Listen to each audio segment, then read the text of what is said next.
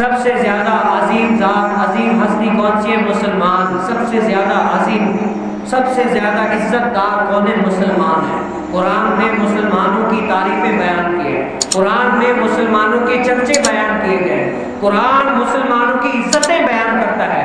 حضور کائنات صلی اللہ علیہ وسلم نے فرمایا، کعبے کی غلاف کو پکڑ کر کہا کہ اے کعبے تیری عزت سب سے زیادہ ہے، لیکن جو مسلمان ہے، رب تعالیٰ کی عبادت کرتا ہے، ریاضت کرتا ہے، اے کعبے تیرے سے زیادہ اس مسلمان کی عزت ہے، تجھ سے زیادہ افضل مسلمان ہے۔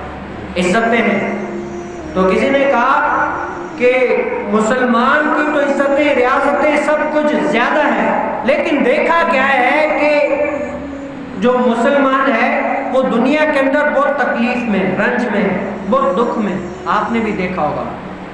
اور جو کفار ہیں وہ عیش و عشرت میں ہیں، کفار عیش و عشرت میں ہیں، مال کے لحاظ سے، سکون کے لحاظ سے، جسامت کے لحاظ سے، ہر لحاظ سے کفار جو غیر مسلم ہیں وہ ہر لحاظ سے خوش ہیں، ان کے پاس مال کی ہر چیز کی کمی نہیں ہے، یہ خوش لگے ہوئے ہیں۔ اور تکلیف میں کون ہے؟ مسلمان ہیں۔ تو کسی کہنے والے نے کہا کہ جب رب تعالیٰ راضی مسلمانوں سے ہے، رب تعالیٰ مسلمانوں سے محبت زیادہ کرتا ہے، تو مسلمان تکلیف میں کیوں ہے؟ مسلمان کو خوش ہونا چاہیے، تکلیف میں مسلمان کو نہیں ہونا چاہیے۔ پھر کیا وجہ ہے کہ کافر عیش و عشرت میں ہے، مسلمان بھائی دکھ میں ہے؟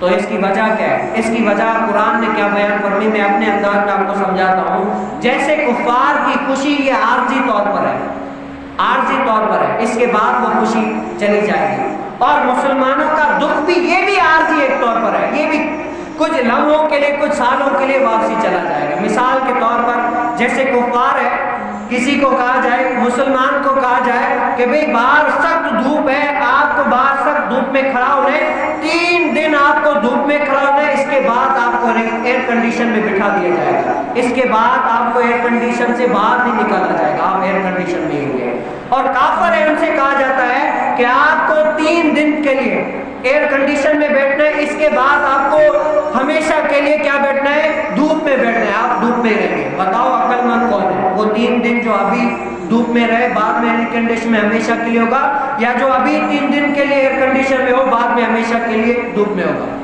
فائدہ مند کون ہے؟ فائدہ مند یقیناً وہی ہوگا جو ابھی مشقت برداشت کر لے، بعد میں راحت میں ہوگا۔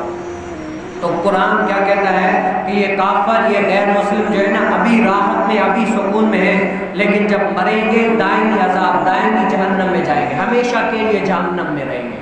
ابھی تو یہ خوش ہیں، ابھی تو راحت میں ہیں، لیکن پھر بعد میں ہمیشہ کے لیے جہنم میں جائیں گے، جہنم میں ہوں گے، ان کا ٹھکانہ جہنم ہے۔